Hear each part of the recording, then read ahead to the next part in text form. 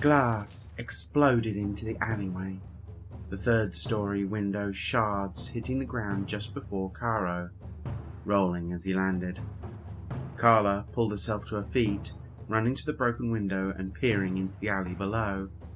No sign of Caro. "He turned left on Elm," came the voice of Nathan. He was sitting in the RV, 2 blocks away. Carla had told him to stay ready, so he was by the door, sword in hand. The pocket dragon was in the air, circling the building. Nathan could see and hear everything the little dragon did. He couldn't grow to huge size in this, but he was ideal for monitoring and tracking. Carla leapt from the window, rolling into a run. As she reached the mouth of the alley, Nathan spoke again. "Right!" Arcing to the right, she caught sight of Caro. He was running down the street. It was quiet at this time of day, most of the residents off at work or school. Tall elm trees lined the street. It was one of the grass-paved streets. Gem City didn't have many of them, most being stone, but the city council had steadily been replacing the old stone with the grass. Caro ducked down Hurst Street. Being a Martian canine, like Carla, she was not gaining on him very fast, but the RV was parked down the street from him. "Nathan, get your sword. He is heading your way." Springing from his seat, Nathan was out on the road within moments. He could see Caro, who was glancing back at Carla. Nathan summoned Pocket Dragon, calling him in to attack, but he stood his ground, ready to take down his bounty. Caro was a copy dealer, stealing copies of people's minds and selling them on for who knows what. It sounded like slavery the way Carla had explained it, so he wasn't going to let Caro escape. Carla began barking viciously as she chased him, hoping to keep him from realizing that Nathan was on her side. It seemed to be working. Caro had seen Nathan, but was assuming that the 13-year-old with a sword-shaped stick was just a kid at play.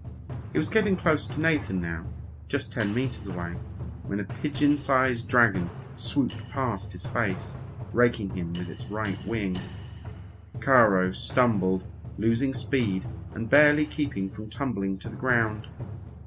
Nathan leapt toward him, sword raised over his head in the style of the Templars of old. Caro was still recovering from the wing strike when Nathan's sword made contact with him, coming down on his right shoulder. The polyplastic blade twisted wildly, delivering a powerful taser blast and forcing him to the ground. Caro landed face first, but he was not disabled, quickly rolling to one side and drawing a pistol. He fired at Nathan. The first shot missed, but his second caught Nathan's arm, Pocket Dragon landing on the gun before the third, causing the bullet to find dirt. Pocket Dragon began biting at Caro's hand, forcing him to drop the pistol. Carla arrived moments later, leaping onto Caro with an extended elbow. It struck his gut, forcing him to howl in pain. Moments later, her foot found his cheek, knocking him out and ending the fight. Wasting no time, Carla slapped a headset onto him and started securing his mind. Nathan was sitting on the grass, his hand on the wound, stemming the bleeding. Fighting a virtual kraken had not hurt so much, but Caro wasn't nearly as hard to defeat. Despite the pain of the gunshot, he was smiling, allowing Carla to relax a little. This was their first outing together. Getting the rookie shot wasn't part of the plan. "You okay over there?" "It stings, but I'm okay. You?" "I think he broke my nose in the apartment. Does it look straight to you?" Nathan's eyes widened a bit, as did his smile, shaking his head for a moment. "That's the 3rd time it's been broken now." Carla could hear sirens now. Gem City police were not as responsive as in Sri Lanka, but they always arrive when a gunshot is heard. We're going to have to fill in a police action report.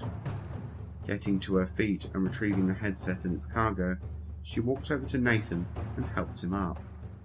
He was shaking a little when she touched him, the adrenaline of the injury keeping him from tears. Why don't you and Pocket head back into the RV, get the med unit on that wound? With a nod, Nathan headed aboard, calling for his little dragon as he did. 2 police cars landed in the streets a moment later, rotors whipping the grass and surrounding trees into a frenzy of movement. Carla shared her credentials with the police before approaching the emerging officers. Time for some paperwork.